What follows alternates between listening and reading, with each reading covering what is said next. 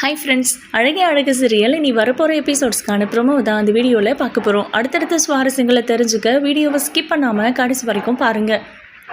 மதி மன்னிப்பு கேட்டால் தான் வீட்டுக்குள்ளே விட முடியும் அப்படின்னு நம்ம லக்ஷ்மியும் ராகவனும் சொல்லிட்டு இருக்காங்க. ஆனால் அவங்க மன்னிப்பு கேட்க முடியாது, நான் செய்யாத தப்புக்கு மன்னிப்பு கேட்க மாட்டேன் அப்படின்னு ரொம்பவே பிடிவாதமாக இருக்காங்க. ஆனால் அந்த பிடிவாதத்துக்கு பின்னாடி அவங்களோட சுயமரியாதை இருக்குது. மதியை பொறுத்த வரைக்கும் அவங்க எந்த தப்புமே பண்ணலை. அவங்க கேட்டதை ஒரு வார்த்தை திருப்பி கேட்டாங்க. அப்படி கேட்கலனாலும் அடிக்கடி அவங்க அம்மா வீட்டை பற்றி பேசிகிட்டே இருப்பாங்க அப்படிங்கிறதுனால தான் கேட்டாங்க. அதே நேரம் நம்ம சுரேஷ் அந்த டம்ளரை எடுத்து வச்சுட்டு போகணும் அப்படின்னு இல்லை, நம்ம லக்ஷ்மி அந்த டம்ளரை எடுத்து வச்சுடுமான்னு சொல்லியிருந்தாலே மதி எடுத்து வச்சுருந்துருப்பாங்க. ஏதாவது வேணுமா, உங்களுக்கு ஏதாவது செய்யணுமான்னு கூட மதி கேட்க தான் செஞ்சாங்க. சும்மா சின்ன விஷயத்த நம்ம ராஜலக்ஷ்மி பெருசு பண்ணி அதில் மதியை நெருப்பில் போட்டு குளிர் காயிற மாதிரி ஆயிடுச்சு.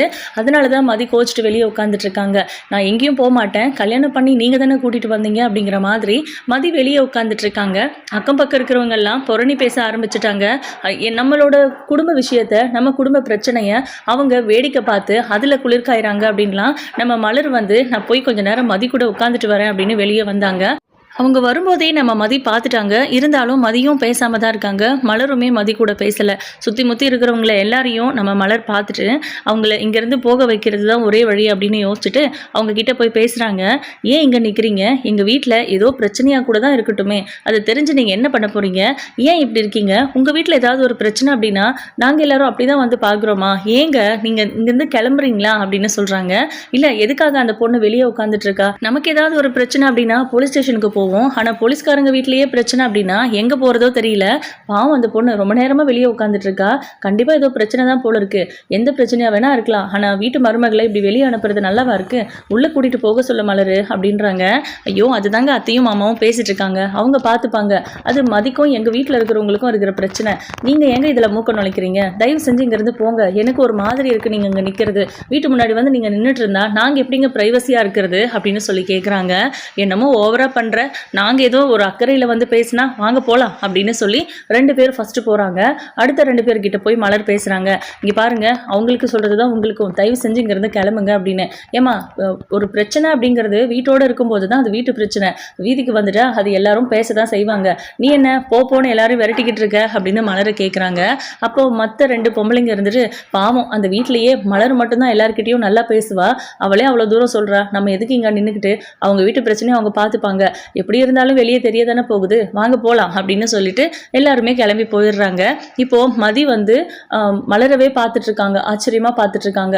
அதுக்கப்புறம் மலர் போயிட்டு அந்த பக்கமாக உட்காந்துக்கிறாங்க. இப்போ மதி மலரை பார்த்துட்டு ஓடி போய் அவங்க பக்கத்தில் உட்காந்து அவங்க மடியில் சாஞ்சிக்கிறாங்க. தேங்க்ஸுங்க அப்படின்னு சொல்லி. மதி, என்னாச்சு அப்படின்னு. அவங்க எல்லாம் இங்கே நின்று என்னையே பார்த்துட்டு இருக்கிறது எனக்கு ஒரு மாதிரி அசிங்கமாக இருந்துச்சு. நான் ஏதோ தப்பு பண்ணிட்ட மாதிரி என்னை பார்த்து புரணி பேசிட்டு இருந்தாங்க. நீங்கள் அதையும் இதையும் பேசி அவங்கள இங்கேருந்து அனுப்பிட்டீங்க. அதுவே எனக்கு ரொம்ப சந்தோஷமா இருக்கு அப்படின்னு சொல்றாங்க. இல்ல மதி, அதெல்லாம் ஒன்றும் இல்லை, எந்திரி, முதல்ல நல்லா உட்காரு அப்படின்றாங்க. நீ எதுக்கு இங்கே உட்காந்துட்டு இருக்க? ஒன்று வீட்டுக்கு போகணும் இல்லையா? வீட்டுக்குள்ளே தான் இருப்பேன் அப்படின்னு உள்ளே வரணும். அவங்க போன்னு சொல்லிட்டா நீ போயிடணுமா என்ன? நீ வீட்டுக்குள்ளேயே போகலாம்ல அப்படின்றாங்க. இல்லை, நான் வீட்டுக்குள்ளெல்லாம் வரமாட்டேன் அப்படின்றாங்க. இப்போ என்ன உனக்கு பிரச்சனை? ஒன்று உங்கள் வீட்டுக்கு போ, இல்லையா வீட்டுக்குள்ளே வா.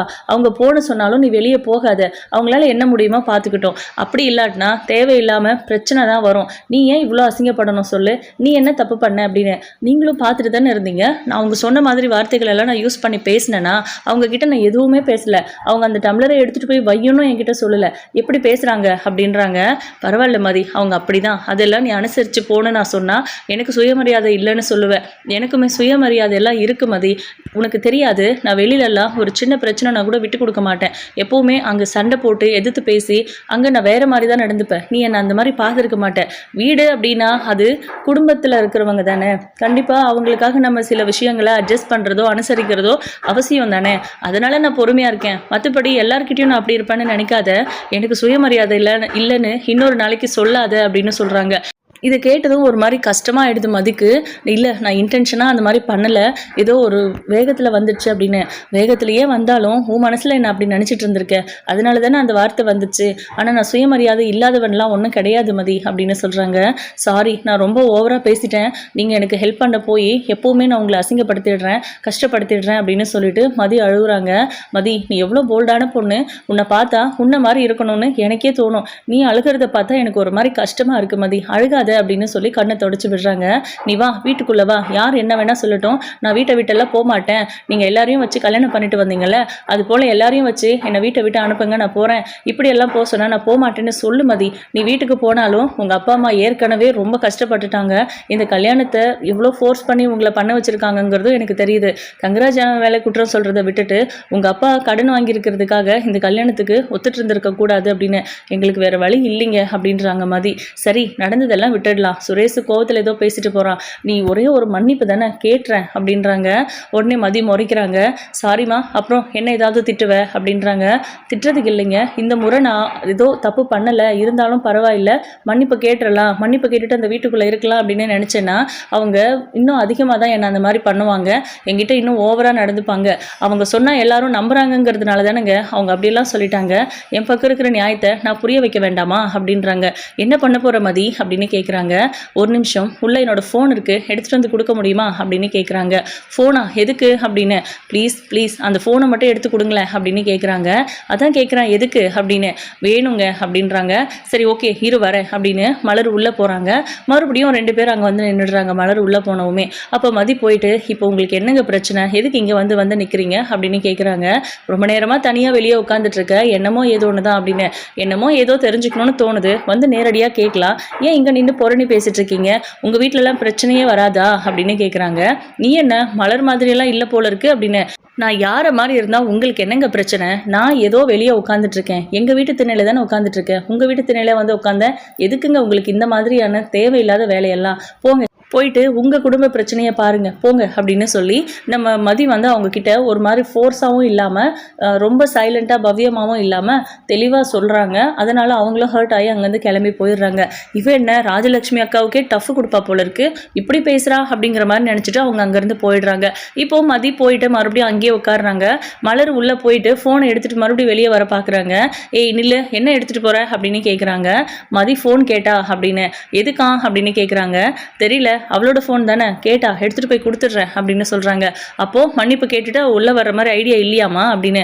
அதெல்லாம் எப்படி அத்தை நான் கேட்க முடியும்னு. அப்போது ஃபோன் கேட்டால் மட்டும் எடுத்துகிட்டு போய் கொடுப்பியா அப்படின்னு கேட்குறாங்க. ஃபோன் உள்ளே இருக்குது, எடுத்துகிட்டு வந்து கொடுங்கன்னு கேட்டா. நான் எடுத்துகிட்டு போய் கொடுக்கவா இல்லை வேண்டாமா அப்படின்னு மலர் கேட்குறாங்க. போ எடுத்துகிட்டு போய் கொடு அப்படின்றாங்க. எதுக்கு அவளுக்கு ஃபோன் இப்போ அப்படின்னு ராகவன் கேட்குறாரு.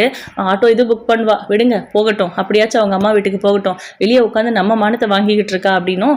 அக்கம் பக்கம் இருக்கிறவங்கலாம் அங்கேயே நிற்கிறாங்களா மலர் அப்படின்றாங்க. இல்லை எல்லாரும் போயிட்டாங்க, இப்போ நான் உள்ளே வந்துட்டேன்ல, திரும்ப யாராவது வந்திருப்பாங்க அப்படின்னு சொல்கிறாங்க. மதி வந்து 2 பேர் அப்போ தான் அனுப்பி விட்டாங்க. திரும்பவும் 2 பேர் வராங்க. அவங்க கிட்ட போயிட்டு, இப்போ என்னங்க உங்களுக்கு பிரச்சனை, நான் ஏதாவது உங்ககிட்ட சொல்லிட்டா அப்புறம் இந்த பொண்ணு இப்படி பேசுகிறான்னு சொல்லுவீங்க, வேண்டாங்க இங்கேருந்து போங்க, எங்கள் வீட்டு பிரச்சனை நாங்கள் பார்த்துக்குறோம் அப்படின்னு சொல்லிட்டு அப்படி தான் வராங்க. அவங்க 2 பேர் அப்படி போகிறாங்க. அப்போ மலர் கரெக்டாக வெளியே வராங்க. என்ன மதி மறுபடியும் இங்கே வந்து நின்றுட்டு இருந்தாங்களா, பேசினாங்களான்னு. இதுக்கு முன்னே தாங்க 2 பேரை திட்டி அனுப்பிவிட்டேன், மறுபடியும் இன்னும் 2 பேர் எப்படிங்க இந்த மாதிரி அடுத்தவங்க வீட்டு பிரச்சனையை பேசுறதுக்கு மட்டும் ஜோடியாக கிளம்பிடுறாங்க அப்படின்றாங்க. இந்த தெருவில் இருக்கிற எல்லாருமே அப்படிதான் அப்படின்னு. அப்போ மதி லைட்டாக சிரிச்சுட்டு, இந்த தெருவுலன்னு இல்லை எல்லா இடத்துலையும் அப்படிதான் இருக்காங்க, எல்லாருமே அடுத்தவங்க பிரச்சனை அப்படின்னா அதில் குளிர்காயிறாங்க, தனக்கு அந்த பிரச்சனை வந்துச்சு அப்படின்னா அவங்க அடுத்தவங்களுக்கு யாருக்கும் தெரியக்கூடாதுன்னு நினைக்கிறாங்க. என்னமோ போங்க அப்படின்றாங்க. ஆமாம் ஃபோன் எடுத்துகிட்டு வந்துட்டீங்களா அப்படின்னு. எடுத்துகிட்டு வந்துட்டேன் அப்படின்னு சொல்கிறாங்க. நான் இப்போ ஒரு காரியம் பண்ண போகிறேன், நீங்கள் என் கூட இருந்தீங்கன்னா கண்டிப்பாக இதுக்கு நீங்கள் தான் காரணம்னு சொல்லுவாங்க, அதனால நீங்கள் உள்ளே போயிடுங்க அப்படின்றாங்க. என்ன பண்ண போகிற அப்படின்னு. எனக்கு ஒரே ஒரு டவுட்டு, இந்த வீட்டில் இருக்கிறவங்க நிஜமாவே மான மரியாதை இதுக்கெல்லாம் கட்டுப்பட்டவங்க தானே அப்படின்றாங்க. ஆமாம் மதி, அதில் என்ன சந்தேகம் உனக்கு, அவங்கள நீ ஒரு வார்த்தை பேச போய் தான் அவங்க இதை அவ்வளோ பெருசு பண்ணிட்டாங்க, என் முன்னாடியே அவங்கள வேறு அவமானப்படுத்துகிற மாதிரி ஆயிடுச்சா அவங்களுக்கு அப்படின்னு. ஐயோ அந்த இன்டென்ஷனில் நான் பேசலைங்க அப்படின்றாங்க மதி. நீ அப்படி பேசல தான், ஆனால் அவங்களுக்கு அப்படி இருந்திருக்கோம்ல, அவங்கள பொறுத்த வரைக்கும் மருமகன் நம்மக்கிட்ட எதிர்த்து பேசிட்டாலே, நம்மக்கிட்ட இவ்வளோ ஓவராக பேசுகிறாளே, நம்ம புள்ள வழக்கு தெரியலன்னு அவ சொல்கிறாளே அப்படிங்கிற மாதிரி அவங்களுக்கு கஷ்டமாக இருந்திருக்கும். அதான் இந்த விஷயத்த பெருசு பண்ணிட்டாங்க. இப்போ மாப்பிள்ளைக்கு ஃபோன் பண்ணுறேன்னு வர ஃபோன் எடுத்துகிட்டு இருக்காங்க. கண்டிப்பாக இன்னும் கொஞ்சம் நேரத்தில் தங்கராஜ் அண்ணா இங்கே வரதுக்கு வாய்ப்பு இருக்குது அப்படின்னு. வரட்டும், அதுவும் நல்லது தான், கொஞ்சம் பொறுங்க அப்படின்னு சொல்லி நம்ம மதி இருந்துட்டு நீங்கள் உள்ளே போங்க நான் பார்த்துக்கிறேன்றாங்க. என்ன பண்ண போகிறேன்னு சொல்லிட்டாவது பண்ணேன் அப்படின்றாங்க. நான் சொன்னேன்னா, அத நீங்க செய்ய வேண்டான்னு சொல்வீங்க. கண்டிப்பா நீங்க பயப்படுவீங்க. உள்ள போய் பதற்றப்படுத்திருவீங்க அவங்க எல்லாரையும். "தயவு செஞ்சு நீங்க உள்ள போங்க" அப்படின்றாங்க. "இல்ல அதெல்லாம் முடியாது. நீ சொல்லு" அப்படின்றாங்க. "நான் நியூஸ் சேனலுக்கு இன்ஃபார்ம் பண்ண போறேன்" அப்படின்னு. "எத பத்தி?" அப்படின்னு கேட்குறாங்க. நான் வந்து நியூஸ் சேனலுக்கு பேட்டி குடுக்க போறேன். இந்த வீட்ல என்ன இப்படியெல்லாம் பண்ணிட்டாங்கன்னு. அதுக்கப்புறம் ஆக்ஷன் எடுப்பாங்க. அப்பதான் இவங்களுக்கெல்லாம் தெரியும். ஒரு பொண்ண கல்யாணம் பண்ணிட்டு வந்ததுக்கப்புறம், இப்படி இருக்கணும், அப்படி இருக்கணும், டார்ச்சர் பண்றதையும் தாண்டி, வீட்ட விட்டு வெளிய போன்னு சொல்றது, ஒண்ணுமே எடுத்துட்டு வரலன்னு கேட்கறது, இதெல்லாம் எவ்வளோ பெரிய குற்றம் தெரியுமா? அத அவங்களுக்கு தெரியப்படுத்தணும் அப்படின்னு சொல்றாங்க. "என்ன மதி ஏதேதோ சொல்ற" அப்படின்றாங்க மலரு. "இதுக்கு தாங்க நான் உங்கள உள்ள போன்னு சொன்னேன். நீங்க போங்க நான் பார்த்துக்கிறேன்" அப்படின்னு சொல்றாங்க. "என்னவோ பண்ணு, நான் வரலப்பா" அப்படின்னு சொல்லிட்டு எழுந்துச்சு உள்ள கிளம்புறாங்க. அப்புறம் யோசிச்சுட்டு, "மதி எதுவா இருந்தாலும் கொஞ்சம் யோசிச்சு பண்ணு மதி" அப்படின்றாங்க. "நான் நல்லா யோசிச்சிட்டேங்க. இவ்ளோ நேரம் நான் யோசிச்சதுல எனக்கு தோணுனது இது மட்டும் தான். போலீஸ் கம்ப்ளைண்ட் அது இதுன்னு போனா இந்த பிரச்சனை பெருசாகும். அது சரியாவும் இருக்காது. பிரஸ்ஸு, நியூஸ்ன்னு சொன்னா இவங்களுமே கொஞ்சம் பயப்படுவாங்க. அதான் நான் இன்ஃபார்ம் பண்ண போறேன்" அப்படின்றாங்க. "இது பெரிய இஷ்யூ ஆயிடுமே" அப்படின்னு. "ஆகட்டுங்க. அப்பதானே இவங்க இனிமே என்கிட்ட வச்சுக்க மாட்டாங்க. நான் இந்த விஷயத்துல பெருசு பண்ணல அப்படின்னா, நாள பின்ன நான் இந்த வீட்ல நிம்மதியா இருக்க முடியாது. நான் ஏன் கல்யாணம் பண்ணதுக்கப்புறம் என் வீட்டில் போய் இருக்கணும். இங்கே மட்டும்தான் மான மரியாதைலாம் இருக்கா? அதுவும் உங்களை மாதிரியெல்லாம் இல்லை. உங்கள் குடும்பத்தில் தான் மான மரியாதை இல்லாமல் இருப்பாங்க. எங்கள் குடும்பத்துக்கு மான மரியாதை ரொம்ப முக்கியம் அப்படின்னு வந்து வெளியே பேசிட்டு போகிறாங்க. மாமா கிட்டேயும் என்கிட்டயும் மன்னிப்பு கேட்டுட்டு உள்ளே வர வழியை பாருன்றாங்க. இதெல்லாம் நல்லாவா இருக்குது? அவங்களுக்கு சரியான பாடம் கற்றுக் கொடுக்காம நான் விடமாட்டேன். இனிமே உங்ககிட்டயே கூட அவங்க ஏதாவது பேசணும்னா, ஒருவேளை இந்த மாதிரி பண்ணிடுவாளோ அப்படின்னு அவங்க பயப்படணும். அந்த மாதிரி ஒரு காரியத்தை தான் நான் பண்ண போகிறேன் அப்படின்னு சொல்லிட்டு இருக்காங்க. தங்கராஜ் அண்ணனுக்கு தெரிஞ்சால் பெரிய இஷ்யூ ஆகிடும் அப்படின்றாங்க. இஷ்யூ ஆகணும்னு தானே பண்ணுறது. அவங்க இறங்கி வந்தாங்களான்னு பார்க்கலாம். இல்லையா அவங்க என்ன பண்ணாங்களோ, நான் என்ன பேசணுனோ அந்த உண்மையை சொல்லட்டும். அப்படி இல்லைன்னா நியூஸ்காரங்க இதை எப்படி பண்ணணுமோ அப்படி பண்ணிடுவாங்கன்னு சொல்லிட்டு நீங்கள் உள்ளே போங்க அப்படின்றாங்க. அதுக்கப்புறம் நம்ம மலர் உள்ளே போயிடுறாங்க. இப்போ மதிக்கு வந்து என்ன பண்ணுறது அப்படின்னு கொஞ்ச நேரம் யோசிக்கிறாங்க. திரும்பவும் மலர் போயிட்டு இதை லக்ஷ்மி கிட்ட சொல்லலாமா வேணாவான்னு யோசிச்சுட்டு இருக்காங்க. "அத்தை நான் உங்ககிட்ட ஒன்று சொல்லணும்" அப்படின்னு. "என்னடி?" அப்படின்றாங்க. அவங்க சொல்ல வரும்போது தங்கராஜோட வண்டி சத்தம் கேட்குது. அப்புறம் போயிட்டு கதவை திறக்குறாங்க ராகவன். "வாங்க மாப்பிள்ள" அப்படின்னு. அவர் உள்ளே போகிறதுக்கு முன்னாடியே மதியை பார்த்துட்டாங்க இல்லையா, அதனால "மதி என்னம்மா இங்கே உட்காந்துட்டு இருக்க" அப்படின்னு கேட்குறாங்க. "ஒன்றும் இல்லை" அப்படின்னு சொல்கிறாங்க. "இங்கே உட்காந்துட்டு இருக்கிற, ஏன்னு கேட்டால் ஒன்றும் இல்லைன்னு சொல்கிற" அப்படின்னு. "ஏன்னு உள்ளே இருக்கிறவங்கள கேளுங்க" அப்படின்னு சொல்கிறாங்க மதி. "ஏன் உனக்கு வாய் இல்லையா? நீ பேச மாட்டியா? எல்லா இடத்துலையும் நல்லா தானே பேசுகிற" அப்படின்றாங்க. ஆனால் மதி எதுவுமே பதில் சொல்கிறதில்ல. இவ்வளோ திமிரு அப்படிங்கிற மாதிரி திட்டிக்கிட்டே அவர் உள்ளே போகிறாரு. "என்னம்மாம்மா எதுக்கு அவள் வெளியே உட்காந்துட்டு இருக்கா" அப்படின்னு. "அதான் மாப்பிள்ள ஃபோனில் சொன்னமே அவள் மன்னிப்பு கேட்கலன்னு" அப்படின்றாங்க. "மன்னிப்பு கேட்கலன்னு சொன்னீங்க, பிரச்சனைன்னு சொன்னீங்க, அதனால அவளை வெளியே உட்கார வச்சிருக்கிறீங்க, என்னமாமா நடக்குது" அப்படின்னு. "சுரேஷ் அவளை வெளியே போன்னு சொல்லிட்டான் மாப்பிள்ள" அப்படின்றாங்க. "வெளியே போன்னு சொல்லிட்டானா? எதுக்காக அப்படி பண்ணா அவன்? கொஞ்சமாவது அறிவு இருக்கா அவனுக்கு? ஏற்கனவே அவ போலீஸ் ஸ்டேஷனு எஸ்பி ஆஃபீஸ்னு போனவ. அவகிட்ட போய் இந்த மாதிரிலாம் முரண்டுக்கலாமா? தேவையில்லாமல் பிரச்சனை இல்லையா? மறுபடியும் அவன் வேலைக்கு பிரச்சனை வந்தா என்ன பண்ணுவான்? கல்யாணம் பண்ணிட்டு வந்து கொஞ்ச நாள் கூட இல்லை, அதுக்குள்ளே வீட்டை விட்டு வெளியே போன்னு ஒரு போலீஸ்காரனே தான் பொண்டாட்டியை வெளியே பிடிச்சி தள்ளி விடுறான்னா அது எவ்வளோ பெரிய நியூஸ் ஆகும் தெரியுமா" அப்படின்றாங்க. "இல்லை மாப்பிள்ள எங்ககிட்டயும் அவளை உள்ளே கூப்பிடக்கூடாதுன்னு சொல்லிட்டு போயிருக்கான். அவளுக்கு மன்னிப்பு கேட்கறதுல அப்படி என்ன மாப்பிள்ள கஷ்டம்? மன்னிப்பு கேட்டு உள்ளே வரலாம்ல" அப்படின்றாங்க. "அவள் தான் ஈகோ பிடிச்சவளாச்சே, திமிரு பிடிச்சவ, அவெல்லாம் போய் மன்னிப்பு கேட்பாளா? அவளை உள்ளே கூப்பிடுங்க மாமா" அப்படின்றாங்க. இப்போ நம்ம ராகவன் வந்து கூப்பிடலாம் அப்படின்னு உள்ளே போகிறாரு. அதுக்குள்ள ஒரு 3 பேர் மைக் எடுத்துட்டு மதிக்கிட்ட நின்றுட்டு இருக்காங்க. கொஞ்சம் கூட எதிர்பார்க்கல இந்த விஷயத்த. எட்டி பார்த்துட்டு அப்படியே கதவு சாத்திட்டு உள்ளே போகிறாரு. "மாப்பிள்ள நியூஸ்காரங்க வந்துட்டாங்க போல இருக்கு. அவள் வர வச்சாலா இல்லை அக்கம் பக்கம் இருக்கிறவங்க பார்த்தவங்க யாராவது வர வச்சாங்களான்னு தெரியல. அவள் ஏதோ சொல்லிக்கிட்டு இருக்கிறா" அப்படின்றாங்க. "நீங்கள் எல்லாரும் இங்கே இருங்க, அங்கே என்ன நடக்குதுன்னு பார்க்குறேன்" அப்படின்னு சொல்லி தங்கராஜ் ஜன்னல் ஓப்பன் பண்ணி பார்க்குறாரு. அவங்க இருந்துட்டு, "நான் இந்த வீட்டில் எந்த தப்புமே பண்ணலை, ஆனால் அதை பண்ண இதை பண்ணேன்னு தேவையில்லாமல் என் மேலே குற்றம் சுமத்தி நான் எங்கள் வீட்டிலேருந்து எதுவுமே எடுத்துகிட்டு வரல அப்படின்லாம் சொல்லி என்னை வீட்டை விட்டு வெளியே அனுப்பிட்டாங்க. இதில் நான் பேசாத ஒரு விஷயத்துக்கு, நான் செய்யாத தப்புக்கு அந்த வீட்டில் இருக்கிறவங்க கிட்ட மன்னிப்பு கேட்டு தான் உள்ளே வரணும், இல்லைனா நான் வெளியே எங்கேயாவது போய் தொலையணும்னு சொல்கிறாங்க. அதுவும் இவ்வளவுக்கும் என்னை கல்யாணம் பண்ணிக்கிட்டவர் ஒரு போலீஸ் ஆஃபீஸர்" அப்படின்னு சொல்கிறாங்க. இதெல்லாம் கேட்ட உடனே அவங்க இன்னும் மேலே மேலே என்ன நடந்துச்சு கொஞ்சம் விளக்கமா சொல்ல முடியுமா அப்படின்லாம் கேட்டுட்டு இருக்காங்க. "அவ்வளவுதான் போச்சு, அவ வீட்டில் நடந்த எல்லா விஷயத்தையும் பிரஸ் நியூஸ்ன்னு எல்லார்கிட்டையும் சொல்லிக்கிட்டு இருக்கா" அப்படின்னு. "அந்த டிவி ஆன் பண்ணுங்க" அப்படின்றாரு தங்கராஜ். ஆன் பண்ணா அதுல வேற ஃபுல்லாவே நம்ம லக்ஷ்மியை பத்தியும் அந்த குடும்பத்தை பத்தியும் சொல்லிட்டு இருக்காங்க. அந்த நியூஸ் தான் வெளியாயிட்டு இருக்கு. பர்டிகுலரா யாரோட முகத்தையும் காமிக்கலையே தவிர மற்றபடி மதி வந்து பேட்டி கொடுத்துட்டு இருக்காங்க. இதை பார்த்துட்டு இவங்க எல்லாரும் பயங்கர ஷாக் ஆகுறாங்க. "அவ்வளவுதான் எல்லாமே போச்சு" அப்படின்னு. சுரேஷ்லாம் அறக்க பறக்க கிளம்பி ஓடி வராரு. அங்க இந்த வாசல் வழியா வந்து அங்க பிரஸ்ஸுக்காரங்க கிட்ட மாட்டிப்போன்னு சொல்லி வேற வழியா கொல்லப்புறம் வழியா உள்ள போறாங்க. சுரேஷ் உள்ளே போகவும், டே சுரேஷ் பாத்தியாடா என்ன காரியம் பண்ணி வச்சிருக்கான்னு அப்படின்னு இவங்க அலறாங்க. அப்போ தங்கராஜ் இருந்துட்டு, டே மாப்பிள்ள என்னடா காரியம் பண்ணி வச்சிருக்க, எதுக்குடா வெளியே போன்னு சொன்னாவல, அவள் என்னெல்லாம் பண்ணுவான்னு உனக்கு தெரியாதா, இதுக்கு முன்னே போலீஸ் ஸ்டேஷனு எஸ்பி ஆஃபீஸ்னு போனா இப்போ ப்ரெஸ்ஸு மீடியான்னு போயிட்டா, இப்போ எப்படிடா தப்பிக்க போற, உன் வேலைக்கு இதனாலேயே பெரிய பிரச்சனை வரும் தெரியும்ல, அவளை வெளியே போன்னு எதுக்குடா சொன்னேன், அவள் மன்னிப்பு கேட்கலன்னா உள்ளவே ஏதாவது பனிஷ் பண்ண வேண்டியது தானே, இல்லையா அவங்க அப்பா அம்மா வந்தாங்கல்ல அவங்க கூட அனுப்பி வைக்க வேண்டியது தானே, தேவையில்லாமல் வீட்டை விட்டு வெளியே அனுப்பி அவள் வெளியே உட்காந்துட்டு இருக்கான்னு தெரிஞ்சிருந்தோம், என்கிட்ட உடனே சொல்லாம விஷயத்த கொஞ்சம் லேட்டா சொன்னாங்க, நான் இப்பதான் வந்தேன், நான் உள்ள வந்து பேசிட்டு இருக்கிறேன், அதுக்குள்ள வெளியே இந்த மாதிரி ஒரு விஷயம் நடந்துகிட்டு இருக்குது, டிவிலலாம் வந்துடுச்சுடா, இப்போ என்னடா பண்ண போறோம், அங்க பாரு ஃபிளாஷ் நியூஸே அதுதான் அப்படின்னு சொல்றாங்க. இதை கேட்ட உடனே சுரேஷ்க்கு என்ன பண்றதுன்னே தெரியல. மாமா இந்த பிரச்சனையை நம்ம இப்படியே விட்டோம்னா கையை மீறி போயிடும், நான் போய் என்னென்ன பேசுகிறேன் அப்படின்றாங்க. டே யூனிஃபார்ம் மாற்றிட்டு போடா அப்படின்றாங்க. சரி ஓகே அப்படின்னு சுரேஷ் போயிட்டு யூனிஃபார்ம் மாற்றிட்டு வராரு. அப்போ தங்கராஜ் இருந்துட்டு, டே மச்சான் நீ நினைக்கிற மாதிரிலாம் இது அவ்வளோ சாதாரண விஷயம் கிடையாது, மதிக்கு மனநல பாதிக்கப்பட்டவங்கிற மாதிரி சொல்லி விட்டுடுறா அப்படின்றாங்க. என்னம்மாம்மா சொல்கிறீங்க அப்படின்றாரு சுரேஷ். ஆமாம் அப்பப்போ அவள் பாட்டுக்கு வீட்டுக்கு வெளியே வந்து உட்காந்துக்கிட்டு என்னை அப்படி பண்ணாங்க இப்படி பண்ணாங்கன்னு சொல்ல ஆரம்பிச்சிடுறா, என்ன பிரச்சனைன்னு தெரியல, இனிமேல் தான் நாங்கள் ஹாஸ்பிட்டலில் பார்க்கணும், அந்த மாதிரி எதையாவது சொல்லி அவங்கள அப்படியே மண்டையை கழுவி அனுப்பி விட்டுட்டு அதுக்கப்புறமா வீட்டில் மதியை கூட்டிகிட்டு வந்து நம்ம பேசிக்கலாம் அப்படின்றாங்க. இங்கே பாருடா பொண்டாட்டிக்கிட்ட ரூமில் கூட காலில் விழுந்துக்கலாம், ஆனால் பொது சபையில் அவகிட்ட இறங்கி போகவே கூடாது, அப்படி மட்டும் இறங்கி போடனா காலம் முழுக்க இறங்கி போக வேண்டியிருக்கும் அப்படின்ற மாதிரி சொல்லிட்டு இருக்காங்க. என்னம்மாம்மா சொல்கிறீங்க அப்படின்னு மறுபடியும் ஷாக் ஆகுறாங்க. டேய் நீ என்னடா என்ன சொன்னாலும் என்ன சொல்கிறீங்கன்னு கேட்டுட்டு இருக்க, போடா போய் அவளை கூட்டிட்டு வா அப்படின்னு போறாரு. கதவு கிட்ட கரெக்டாக கதவு தட்டுற சத்தம் கேட்குது. அப்போ நம்ம சுரேஷ் கதவு ஓப்பன் பண்ணுறாரு. ப்ரெஸ் மீடியாக்காரங்கெல்லாம் உள்ளே வர பார்க்குறாங்க.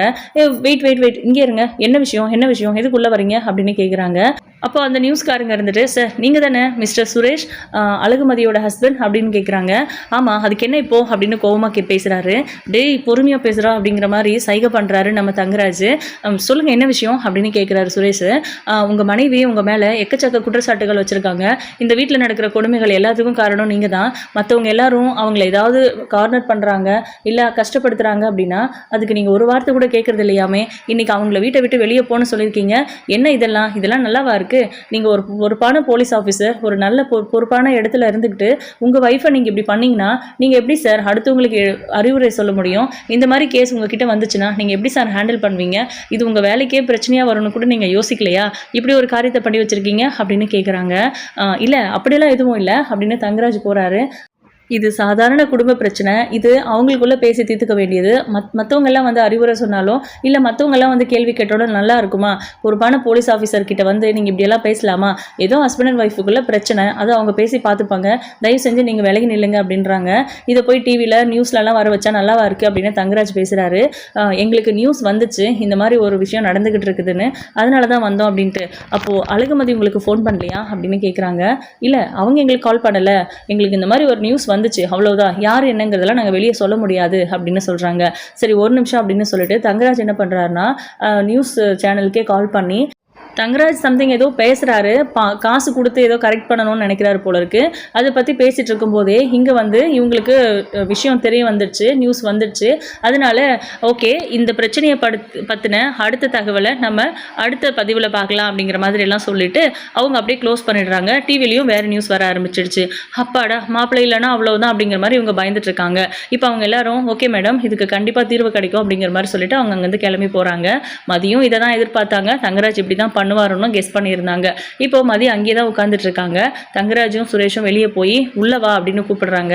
நான் வரமாட்டேன், மன்னிப்பு கேட்டால் தான் உள்ளே வரணும்னு சொல்லியிருக்காங்க அப்படின்னு. மன்னிப்பெல்லாம் ஒன்றும் கேட்க வேண்டாம், உள்ள வா அப்படின்னு கூப்பிடுறாங்க. ஷுவரா அப்படின்னு மதி கேட்குறாங்க. ஷுவர் தான், உள்ள வா அப்படின்னு ஃபோர்ஸ் பண்ணி கூப்பிடுறாங்க மதியை. என்ன இங்கே வேடிக்கை, போங்க அவங்க வீட்டு வேலையை பாருங்க போங்க அப்படின்னு சொல்லி எல்லாரையும் அனுப்பி விட்டுட்டு சுரேஷ் வந்து மதியை உள்ளே கூப்பிட்டு வந்து கதவு சாத்திடுறாங்க. என்ன நினச்சிட்டு இருக்க நீ, டிவி சேனல்னு ஏதேதோ பண்ணிட்டு இருக்க அப்படின்னு.